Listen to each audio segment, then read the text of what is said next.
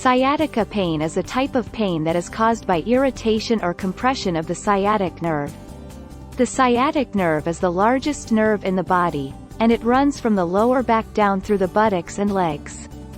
When this nerve is compressed or irritated, it can cause pain, numbness, tingling, or weakness in the lower back, buttocks, legs, and feet. Sciatica pain is often caused by a herniated disc in the lower back, which puts pressure on the sciatic nerve. Other causes of sciatica pain may include spinal stenosis, degenerative disc disease, spondylolisthesis, or piriformis syndrome. Common symptoms of sciatica pain include a shooting pain that radiates from the lower back down through the buttocks and legs, numbness or tingling in the affected area, weakness in the affected leg or foot, and difficulty sitting or standing for long periods of time.